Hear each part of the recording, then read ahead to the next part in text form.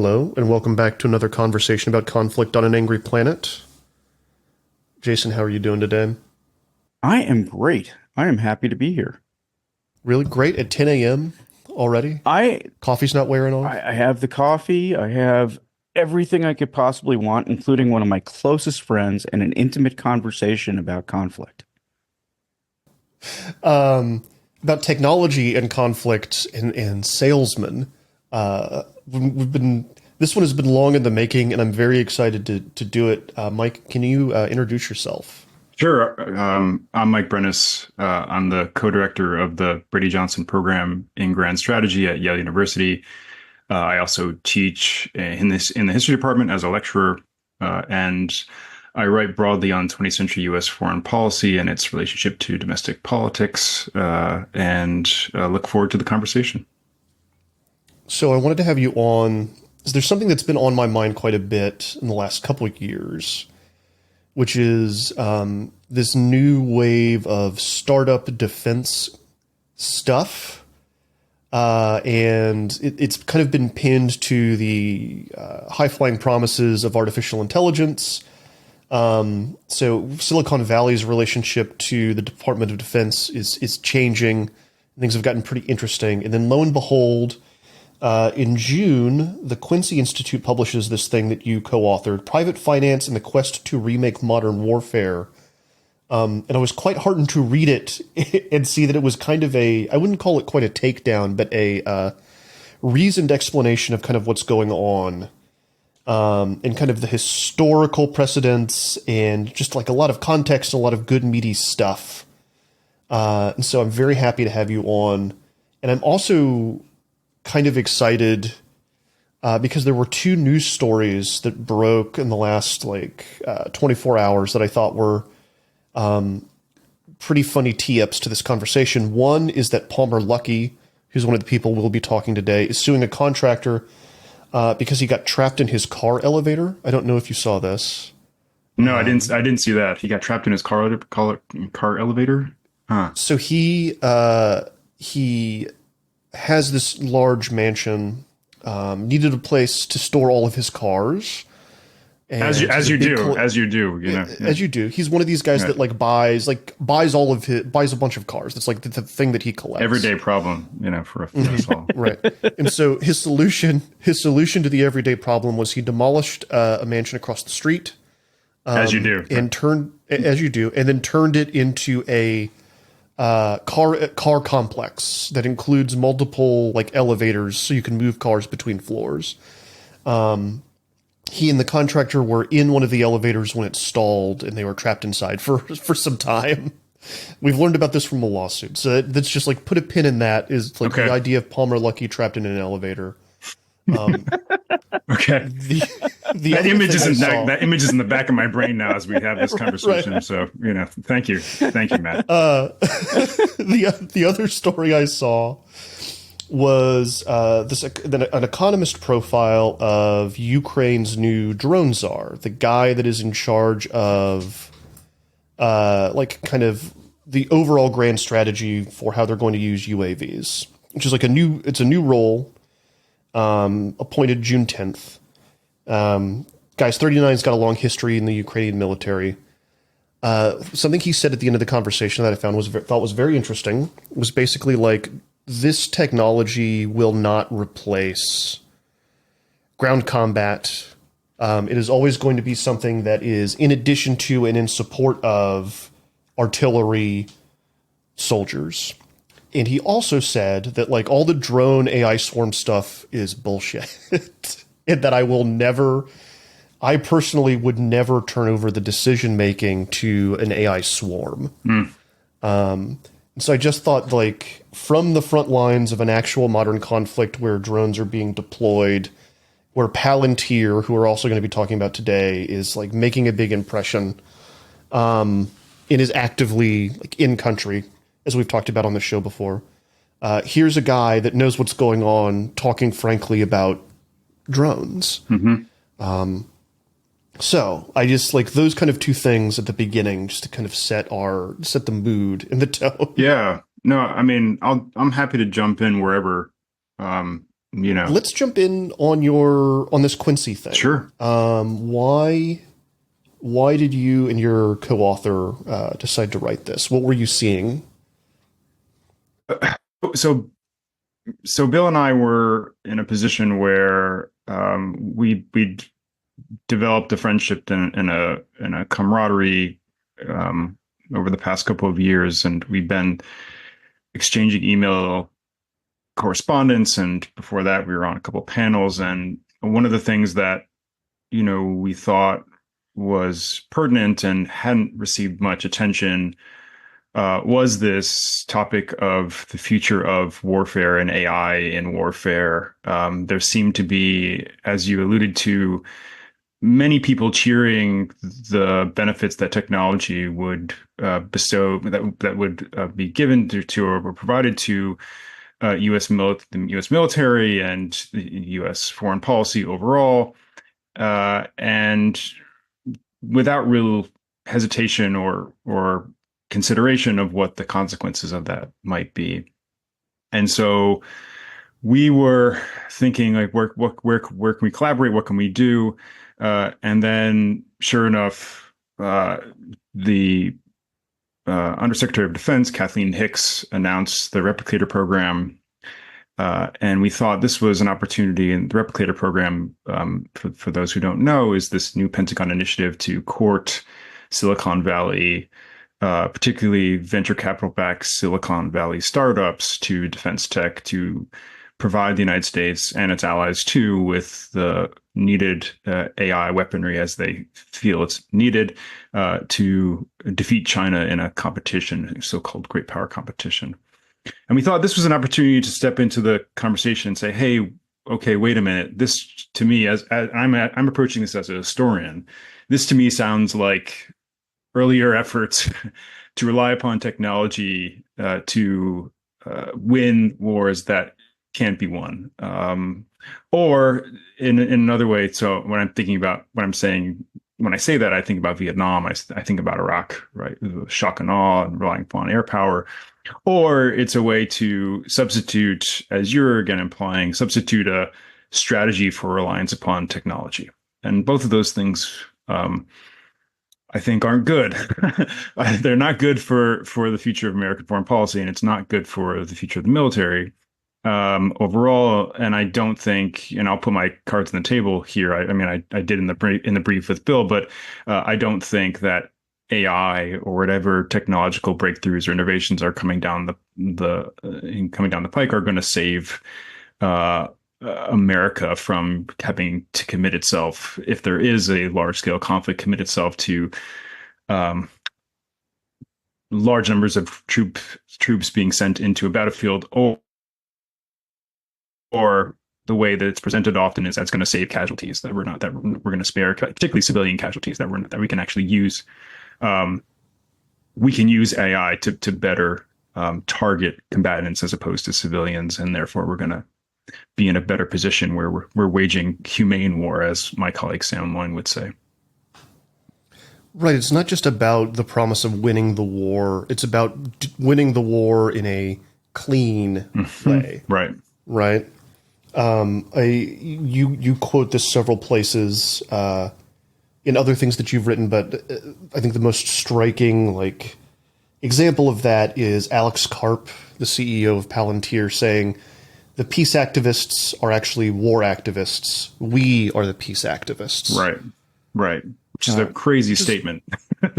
It's a crazy statement. But that, we could talk about this too, that this sort of, increasing reliance upon technology comes with this ideological commitment to sort of what's called techno-patriotism, this belief that is circulated within the circles that Alex Karp operates in, and among others, that again, technology can save the day, but also we're good Americans, patriotic Americans, by investing more in defense startups, and we should all be proud of this effort. And here we are, VC backed efforts, to trying to win a new Cold War with China. And I don't think that's that's dangerous, in my opinion, that kind of thinking, because again, it breeds hubris and unwillingness to think through the consequences of reliance upon this technology. Um, what's the historical parallel that immediately comes to you as a historian? I think about the long sweep of history. I mean, there's nothing new in the sense that in the wake of World War One, when the rise of the Air Force after World War One, there are people like Billy Mitchell who said, we can rely upon now precision bombing. We can, we don't have to be involved in trench warfare or, the ugliness, the catastrophic effects of World War One, the mass deaths, that we can avoid those things by bombing from the air and picking out targets in a more selective way. And then you'll have again, a less of an effort to, or less of a willingness to commit troops to a battlefield, and you can save lives, and maybe even save civilian lives too. Although that wasn't as of a big of an importance because civilians weren't seen as the targets that they would be seen after World War One, during World War Two. But World War Two, to that point, World War II changes. It blows the idea of precision bombing out of the water. You're talking about fire-bombing of Japan, the nuclear bomb. I mean, the bombing of Dresden. The idea of precision bombing. That's obviously nullified. But then, in the wake of World War II, the rise of the Cold War, it's like, well, now you can rely upon nuclear weapons. So nuclear weapons can create this long peace. And you don't need, again, to have large-scale land wars like you would see in World War II and World War One. To a certain extent, that was true. There weren't major land wars like there were during World War II, but you also have then proxy wars in Vietnam, right? We could go on and on. Vietnam being the most well known, and then you have, of course, the mass casualties that come with the Vietnam War. Then the idea of electronic battlefield coming out of Vietnam, and now the revolution military affairs that comes out of the Gulf War in 1991, where you see all sorts of new technologies that appear on the battlefield, and people are sort of awestruck by this. They're just, wow, we don't have to have large numbers of troops on the battlefield. And this is what informs Donald Rumsfeld in 2002, 2003, when he decides to wage war in Iraq like the way he does, with a light footprint and more relying upon aerial bombing. Of course, that doesn't work either, because you have mass casualties and you have a backlash, of course, against the way the United States prosecutes the war, not just the war itself. So again, so if you look at this in historical terms, you look at the 100-year span of efforts to rely upon new innovations and technology to prevent casualties, both from the combatant side but also the civilian side. It just doesn't work. And I don't think you're going to see the same thing. I don't think you're going to see anything different, out of AI. If anything, it's going to encourage people to use these technologies in ways that will be misused, because the promise of it will be so enticing that it's going to be misapplied, I think, or the technology will fail, which is also something to take into account too. Yeah, the way they talk about, the way almost everyone at the moment talks about artificial intelligence, and when they're talking about artificial intelligence, they're usually actually talking about large language models. Yeah. The way people talk about large language models right now is as if they are an inevitability that will be on par with the Industrial Revolution. It's going to fall quite short of that, I think. I think you're going to be able to ask PDF documents questions and get pretty good answers. What is your understanding of what the specific pitch is around AI from Silicon Valley to the DoD? What is the DoD expecting? It's a good question, because I don't think they truly know yet. What Hicks announced last year was this effort. It was a year-long campaign to try to, we're supposed to see results now from the replicator program. TBD at the moment. But what I think they're hoping for is in many ways, so I should sort of in macro terms, I should say, I think in general, what they're looking to do is just outcompete China on the technology front, right? So they're looking to acquire and utilize technologies, military technologies before China can develop them. So they will just have in a blunt sense, there's a strategic edge. They will have a strategic edge against China, and then this is sort of part and parcel of a new arms race kind of with China, which I think is also misguided. So I think that's sort of one sort of large scale, way of looking at this. The second is, I think, is that they're looking to, and this is a problem that I pointed to in other places. They're looking to fill the void that has been opened up by the consolidation of the defense industry in the 1990s, when all these companies merged, like Lockheed, Martin Marietta, which became Lockheed Martin, and there are others we could point to, and looked to place their fortunes in large, big ticket items like the F-35 or B2, like B2s, like those types of expensive, overwrought yet very lucrative contracts for the big five. Like that is where they placed their fortunes, and so what that left then was a void for smaller technologies, new technologies, investment in R&D, which has declined since the 1970s, 1980s. And the overall absence of new subcontractors, which, as we've seen from the Ukraine war, is a big problem because we don't have enough artillery, we don't have enough small arms for the Ukrainians to defeat Russian aggression. So I think what the Pentagon is hoping for from the Pentagon side is that these Silicon Valley startups will fill that void. So not only will it ultimately, again, I think this is the major strategic goal, is to outcompete China, but then two, it'll provide a space for new subcontractors to enter and then enter into the defense acquisition process, and then we'll be in a better overall strategic position in terms of our defense industrial base. Problem with that is that these VC startups comprise only now 1% of the defense budget. They're not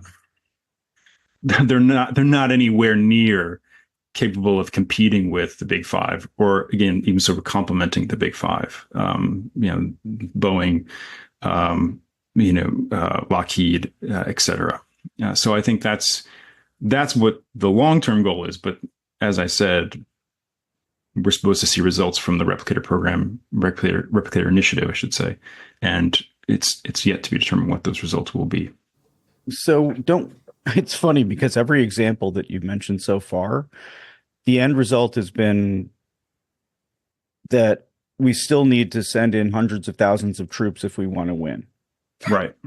Right. I mean, none of that's changed. I mean, we can bomb the hell out of people, but the only way we pacified Iraq, at least briefly, was by sending in another 130,000 people. Correct. And Afghanistan, we never even really tried that. I think the surge was something like 30,000. So I don't know. It just strikes me as, do the people at the Pentagon even know what AI is? I mean, and I mean it. I really mean it. I know. Do they know what it is? And if they, if they're looking to it and some of the other technologies for answers, it just makes me think that they have no idea what they're buying. I don't think they do in the fullest extent, to the fullest extent. I don't think they do. I think some of this, again, is sort of reliance upon, and you can see this in some of the remarks that Hicks has made about Silicon Valley. It's sort of reliance upon these smart, ingenious people, who know more about the technology, and who are promising them, a great deal of what's called transformation. I think in some ways, if you listen to some of the rhetoric, transformation of American warfare, and that's sellable. That's sellable to the American people, and it's sellable to to the Pentagon. And I think I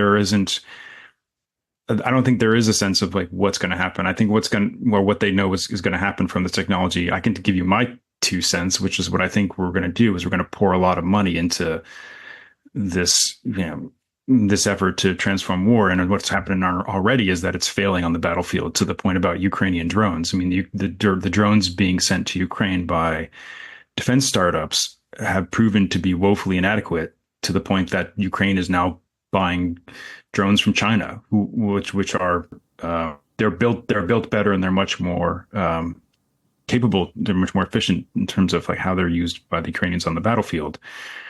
I don't think they know. And I think there's a lot of faith in, again, this sort of techno-patriotism, this like faith in technology. But that also is, you see that in the Cold War as well, where Silicon Valley made its name because of the Cold War. Stanford University became Stanford University because of the Cold War, because of the investment that was from the Pentagon that was poured into Stanford, and that was poured into R&D efforts in Silicon Valley. And the consequences, I think, are you see in the Cold War, so the 1980s and the rise of the Strategic Defense Initiative, the SDI program under Reagan, where these satellites are going to be sent out into space with lasers, and they're going to intercept Soviet missiles. It's all fantastical, but people believe this, right? And yes, it was called Star Wars, but that's not a bad thing in the eyes of the Reagan administration at the time. And I think the same thing can be said about Higgs too, is that people are promising them the Earth, Moon, Sun, and stars, but Higgs is sort of saying, well, let's trust the experts, let's trust the technology, and in the meantime, it's ultimately going to be a better message to send to America's enemies, China, Russia, that we are at the cutting edge of new technological innovations in military software. Can you give us the history of Silicon Valley and its relationship to the Pentagon? It's changed quite a bit. It's fluctuated back and forth over the years, right? Yes. So since the 1950s, 1960s, Silicon Valley developed a closer relationship with the Pentagon. The Pentagon was in a position where, with the rise of nuclear power, the nuclear era, intercontinental ballistic missiles, or ICBMs, being the weapons of the future, not B-29 bombers. Those new weapons relied upon technology, the developments of new technology, and engineers and physicists and educated people with PhDs, not workers in factories who, like the Rosie the Riveter kind of character that you'd see come out of World War II. So you don't need this industrial base in the Northeast, the Detroits and places like that built the weaponry for World War II. So the Pentagon turns to these research universities like Stanford and others to start developing new technologies for a space race and an arms race with the Soviet Union. And the Silicon Valley is more than eager to help out. I mean, this is where you have the rise of the the computer industry, and the computers develop out of the investment from the Pentagon and so on and so forth. And by the 1970s and 80s, though, that relationship starts to change because there is a greater interest from the Silicon Valley people in the civilian market as opposed to the defense market.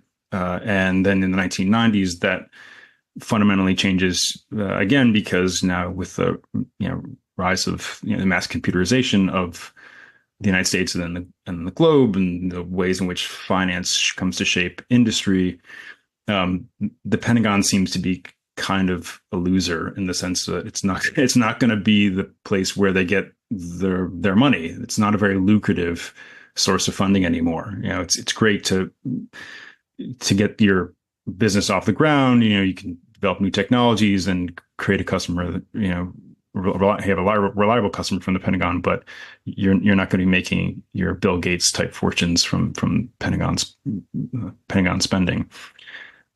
You add to that, by the late 1990s, really after 9/11, Silicon Valley starts to sour on the war on terror because they don't want to be associated with, rightfully so, two failed wars in Afghanistan and Iraq.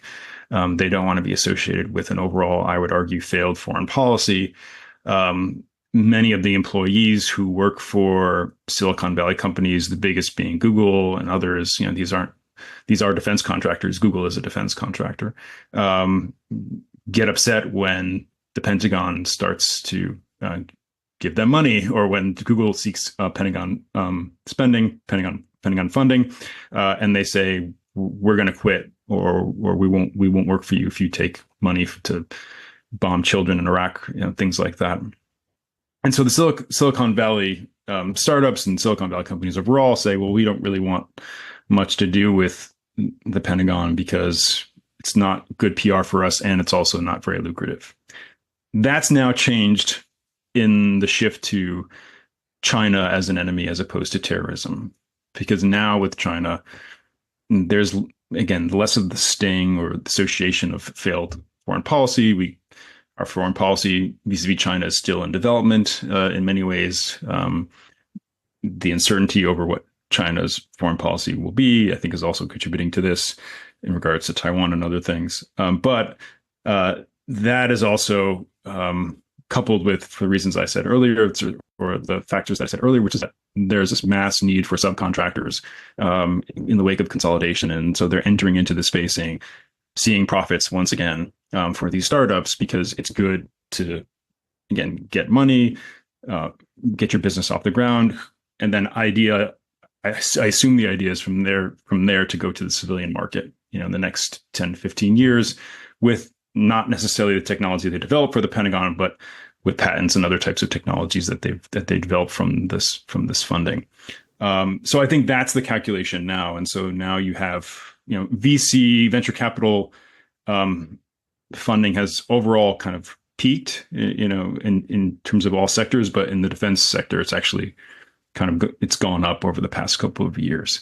And I think that's, money follows money. I think people are going to be in a position where they see more, more lucrative, more benefits from the Pentagon in the future, and you'll see more VC-backed defense startups beyond the ones that we have, we are currently dealing with. All right, Angry Planet listeners, we're going to pause there for a break. We'll be right back after this. All right, Angry Planet listeners, welcome back to the conversation. Can you walk us through some of the major players? We've talked about Palmer Luckey. Yeah. What is he into, and who else is out there? The biggest is Elon Musk and SpaceX. So SpaceX, if you look at defense, the defense pie in terms of VC defense tech startups, SpaceX, I think, has about 80% of the market share, market space in terms of new Pentagon spending. The others are Palantir. There's Anduril. There's Rebellion was one until it failed, which we can talk about until recently. But these people they all came together in this convention that was held earlier this year. That's where the Alex Ward comment came from, and they're all, I would say, they're not operating. They're operating in a sort of unified sense, in that they all believe the same thing. Is that they all believe that there's more Pentagon spending coming down the pike for VC startups, and they all believe that they can save the day, and from whatever enemy comes the United States' way. I think that's what they share, no matter who they are or what they are. And again, I say overall, the portion of these VC defense startups in terms of the overall portion of the defense budget is very small. But again, I think they see promise in the ways that they frame their contribution to the Pentagon and to the military. You just got to stick around long enough until you two can get your Sentinel program going, right? I think so. Entrenched and have your $150 billion contract. Yeah, and I think that's what's happening is that people, Rebellion. That's what Rebellion put its put its money on was, we'll what they did was they enticed investors before they had a major defense contract. So Eric Schmidt and all the others who were backing rebellion came in and said, well, don't worry, we're going to get this major new defense contract for something that never came to fruition. What were they selling? They were selling this. It's a good question because I did some digging. Like, I don't even actually know like what this was. It was like a component of an AI component of a larger sort of defense program. And there was sort of like this innovative thing that could supposedly shift the nature of. I looked into it for the Quincy brief, and I was like, this is, I forget what it was. And I read the article, the Vox article on this, but, whatever it was, I'm sure I could find it, but it wasn't applicable. They couldn't actually develop it, and they didn't get funding for it. And this is also kind of to my point, is that they're promising the moon, earth, sun, stars, and yet, they don't have the money, and then they collapse. You could say that's a good thing in the sense that, well, what are they losing? They're losing private money as opposed to public money, which is something that you should take into consideration in terms of these companies and how they're failing, is that they're not failing in the way that will lose public money at the moment. However, down the road, if they do get that big contract and they do overspend, if they're in a position where they have huge cost overruns and they're asking the Pentagon for more money, for Congress for more money, or they'll fail, then you might start to see these companies collapse and take public money with them. It's just funny. All right, here we go. Oh, sorry. Go ahead, Matthew. No, I've got it. I've got it in the Forbes write-up of them, which is Thomas Brewster, Sarah Emerson, and David Jeans, who do pretty good work. Yeah, that's right. Field, Forbes. Yeah, it wasn't Vox. It was a tactical threat awareness tool that would use AI to make battlefield decisions. Yeah, what is that? Right. Exactly. Right. Sorry, Jason, I didn't mean to. No. I just was thinking, you notice patterns in the names of these things, which just gives you such faith. You've got 2 Lord of the Ring references in Anduril and Palantir, and then Rebellion. I'm assuming that's Star Wars. I mean, Yes, it was. Yeah, it was. of course. And it almost makes you wish that Northrop Grumman, makes you feel good about them. I mean, it just seems like, they're such children. You know what? That JD Vance had his own little tech company for a little while. You know what it was called? No. It had a Lord of the Rings name as well. So just throwing that out there. Sauron, is it? I'm looking right now. I'm scrambling because I know he had it was a teal backed thing. Yeah, he and Teal are close. Okay, so this all of that stuff speaks to this weird thing. As you said, like Peter Thiel is kind of tied up in all of this. And there is almost this ideological bent to what is happening now in Silicon Valley with these defense contractors that you've named a couple times, and it's techno-patriotism. What is techno-patriotism? Like, who are the thought leaders of it, and how is it affecting things?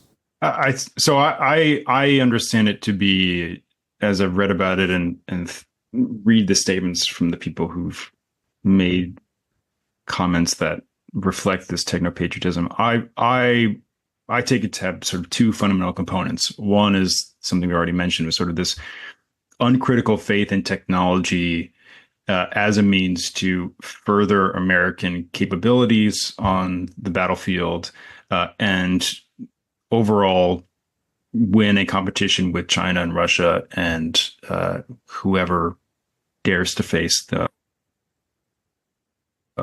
military powers of the United States. So it's just Wrath of Sauron. So it's just sort of this faith in technology for technology's sake, that no matter better living through technology is, that's just sort of in general, that's a fundamental premise that they accept. That's what's motivating this. Add that to the fact that, this is where the patriotism comes in, that we are on a righteous mission because we are, smart. We have money, because we overall know better in terms of the technology.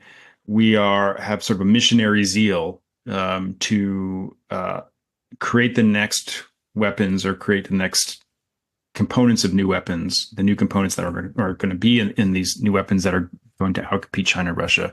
We have a mission to ensure that the Pentagon buys these products to save democracy in the United States and overall in the world.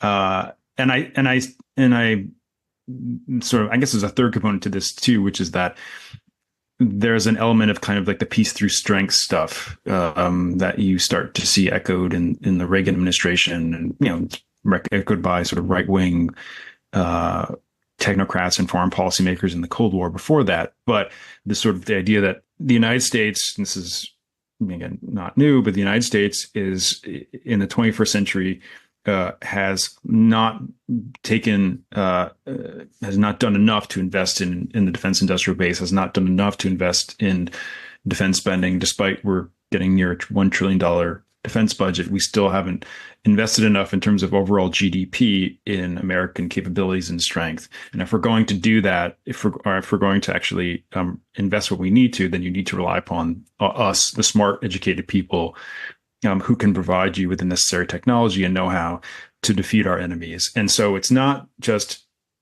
for profits for profit's sake. That's obviously an element to this, but it's like, how do you frame this well? This is righteous and necessary and needed. We are the next saviors of democracy, kind of thing. It sounds like the whole bro ethos, the chicken hawk ethos, really fits into this beautifully. I mean, I don't know how many people in Silicon Valley are military veterans. I'm going to guess it's vanishingly small. But put on your vest, and it's a fleece vest as opposed to an actual flak jacket. But go out there and fight the good fight. I think this is why. I don't think many of them have military experience, but some. What's happening is though they're recruiting military veterans and they're recruiting people out of the military. They're relying upon this revolving door that has been around since the Cold War, of ex-military officials, generals, high-ranking military officials, or people who have worked for the Pentagon, or people who have worked for the Trump administration, or the Obama administration. Mark Esper, Secretary of Defense, is now working for one of these VC-backed startups, and there are others. What's his name? Mike Gallagher from the Trump administration is now working for Palantir. Like they're these people who have sort of military experience or experience with the military. They're bringing them in as board members or as investors, and they are the ones who sort of know the Pentagon side of things, and they also can sell this endeavor, their endeavors, to the Pentagon in a better way. And it also provides them with the necessary clout, as opposed to like, we're just a bunch of eggheads who know this technology, kind of Bill Gates tinkering with technology in our computer, in our garage kind of thing, and tinkering with computers in our garage kind of thing, like that. Now that you have people with clout who've been in the military or been in the Pentagon, that's what they're doing. And so it's a way in which, and this is again, a bigger problem of the need for regulating this type of revolving door, regulating, these companies from acquiring people who are out of, just coming out or have recently exited the Pentagon or recently retired from the military, and then using their knowledge and experience to secure their defense contracts, or lobbying, which is not good, I think, for democracy and find relationship between money and democracy. I'd say you'd see by the way, it was Narya, which is the name of one of Gandalf's rings. Okay. Uh, I but thought you said Narnia first. I'm like, oh, that'd be more interesting. no, weirdly, the Christian values are too overt for them to ape any of the aesthetics of Narnia. Right. So this kind of revolving door you're talking about, I would say that we've seen some of the consequences of that in more traditional defense contractors. The one that really springs to mind is how many ex-Marines are on the board of various companies that have things to do with the V-22 Osprey. Yeah. This tilt rotor aircraft that crashes and kills people at an alarming rate. It's the Widow. They call it the Widowmaker, I think. Is that? Yeah. Yeah. Yes, they call it the Widowmaker. Yeah, and other countries that have them are saying, like, you know what, maybe not with this anymore. Right. And the problems about it have been known for a long time.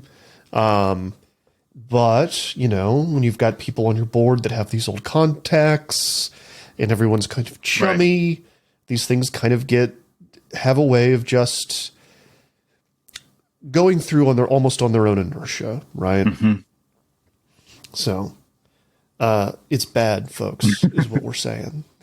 And you don't want to get to the point where that kind of relationship is established between, I think, these kind of techno patriots and the DoD. I would say you don't want things that entrenched, right? Yeah. You don't want a revolving door with Peter Thiel sitting at the head of a table and a bunch of old admirals at the table with him. Right. Right. And I should say inject some optimism into this. There are efforts by, in particular, Elizabeth Warren to push back on the revolving door. You know, she's introduced bipartisan legislation over the past couple of years with some unlikely folks like Chuck Grassley on the Republican side to regulate the revolving door between industry and the military. This has also tackled something we haven't mentioned, the role of foreign money and foreign investment in defense contractors, which is also a big question mark in these companies, is sort of where's the foreign money coming from? And if they're taking foreign, venture capital money, if it's taking foreign sources of money, like, that's raises a question mark in terms of democracy and the role of who's backing what in terms of these companies and how it's influencing democracy. And I think the next step would be for Warren and her allies to sort of step into this space and regulate what's happening here in the VC side of things and the Silicon defense startup side of things.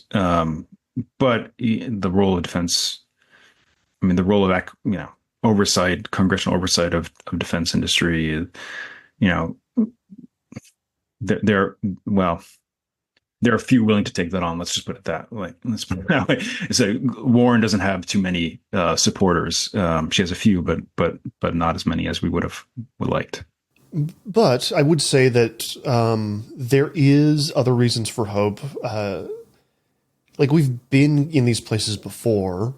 There's a lot of reasons why, like, defense spending changed in the 90s. It was not just at the end of the Cold War, but it was also like at the end of the Reagan administration, a bunch of high-profile, like, defense scandals and arrests that led to reform and kind of a pullback, right? And it's possible that things like that can happen again. Yeah, agree. Yeah, there's we're another $800 toilet seat kind of thing. That those things that came out of the Reagan administration. Another scandal away. I think that would also cause Congress to act. How much this is getting to the public, I think, is a good question. How much is, it's great that we're having this conversation and that Bill and I could write the brief and that there's being good reporting done on this by many outlets. Eric Lipton at the New York Times, others, Forbes, but how much is the public kind of attentive to these things and how much do they vote because of these things? it's minimal. But I think there would have to be some sort of outcry, public outcry, about this, and that's also something that we should be trying to accomplish too, is getting the public more aware of this stuff and how their money is being spent, or what their money could be spent for, and how I think the public wouldn't necessarily be on board with many of these things. That is usually the framing that's worked for me when I've reported on this stuff, is to really put it forward as a look how they're wasting your money issue. The war in Afghanistan, maybe couldn't get anyone to read about it, but unless I was like, hey, the DoD just spent $1 billion, or it wasn't $1 billion, several $1 million flying in goats from Italy. Because they didn't like the indigenous goats in Afghanistan. Right. Stuff like that. Right. Usually played pretty well. Yeah. And I think that if the reporting can kind of focus on that waste, fraud, abuse angle on this stuff, which is a little bit harder to do and it's a little bit harder to prove. Yes. And that's, then we can get into talking about like the incentive structure around journalism and how things work now. But that's a whole other podcast. Yeah, I'd be interested. But yeah, I agree. I mean, I think that when, the public getting on board is essential here. And I think that's, remains to be seen how much we can do to create, some sort of scandal like there was in the past with the $800, whatever it was, toilet, $1,500 toilet seat, or there are other big examples from the Cold War. Operation Illwind, which I think was Air Force. There was this plane called the C-5A Galaxy plane that had the wingspan of a football field and couldn't actually fly, and it couldn't. And that became very public and ultimately, led to some backlash. And C-5A is still flying, but with some backlash, and that paid dividends, I think, overall. But we'll see. Here at the end of the conversation, I want to switch tracks just a little bit. So I noticed at the end of the Quincy Institute brief, it says that you are writing a book about the global war on terror. I am. And as we are now kind of,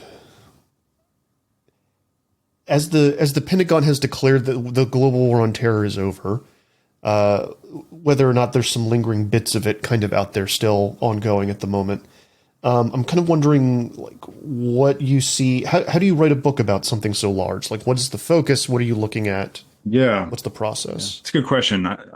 One way I want to answer is I'll tell you when it's written, but when I finish it. But so I'm approaching the global war on terror as not a war on terror per se, as that is not a war, but actually an era in history.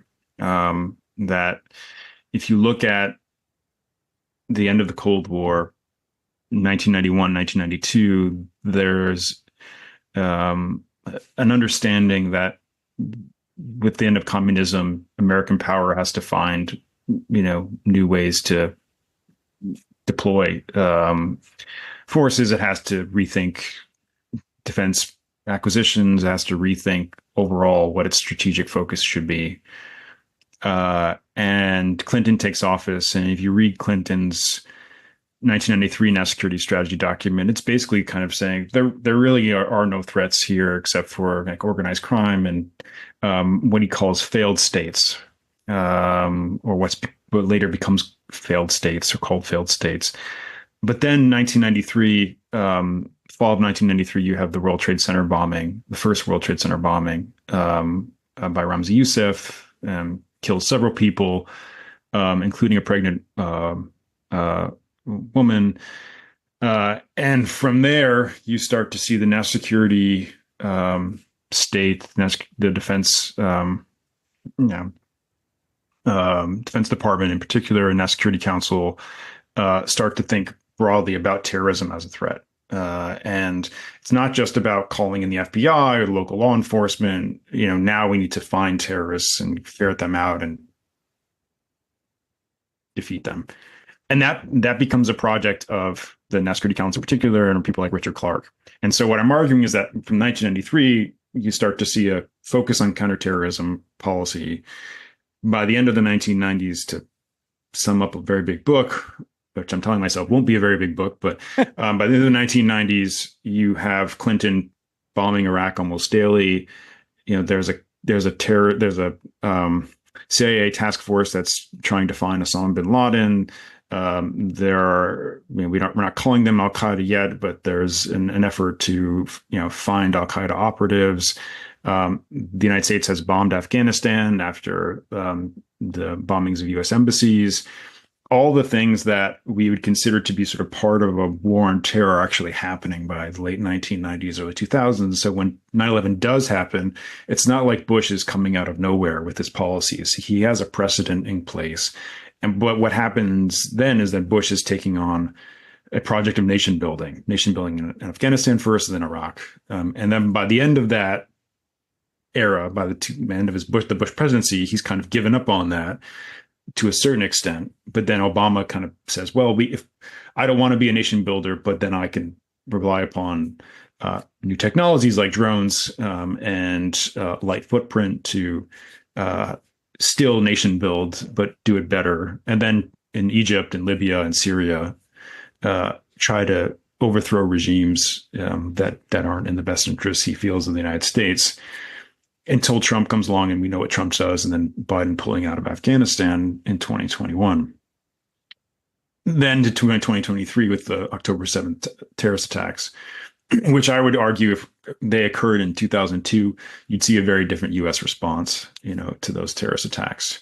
So that tells me that between 1993 and 2023, there's an era here of U.S. history, a beginning of sort of a genesis of nascent counterterrorism policy that then metastasizes. And then by 2023, that policy or that approach, that strategy towards terrorism has fundamentally changed. So if we look at then this history, then we can sort of figure out who the key players are, main actors are. And that's what the book is built around. It's like these key actors in the national security apparatus who make the decisions. Many of them aren't elected, they're appointed.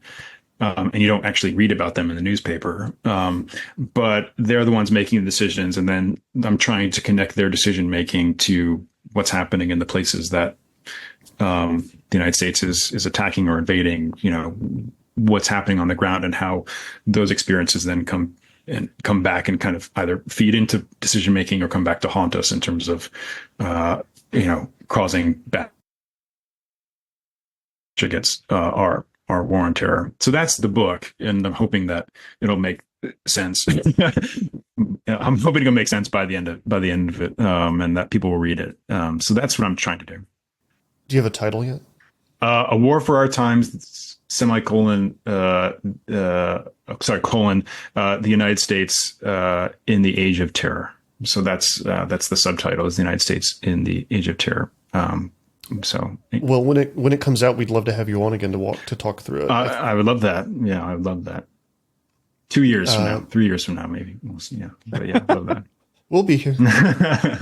Well, I mean, we've been here 9 years. We should actually mention that the next episode that goes out will probably be our 9th anniversary.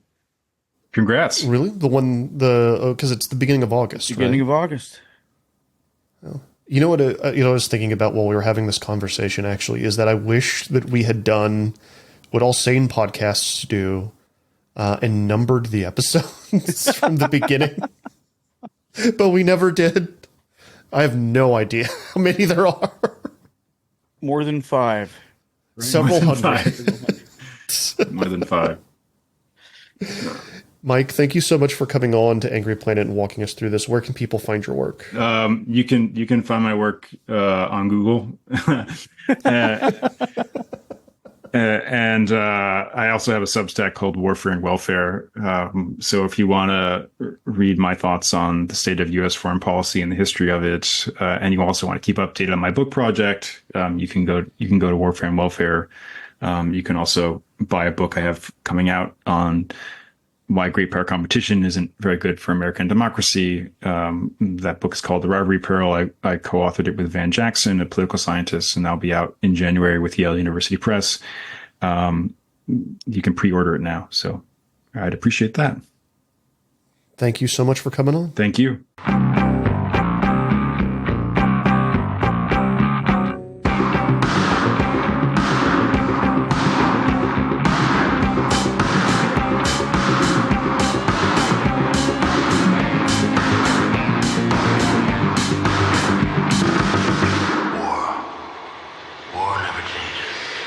That's all for this week, Angry Planet listeners. As always, Angry Planet is me, Matthew Gold, Jason Fields, and Kevin Odell. It's created by myself and Jason Fields. If you like the show, go to angryplanetpod.com, kick us $9 a month. You get bonus episodes, early access to the mainline episodes, and written content as well. Got a NATO episode brewing in the bonus hopper. Should go out next week. Thank you all for your support. It does keep us going. We will be back again later with another conversation about conflict on an Angry Planet. Stay safe until then.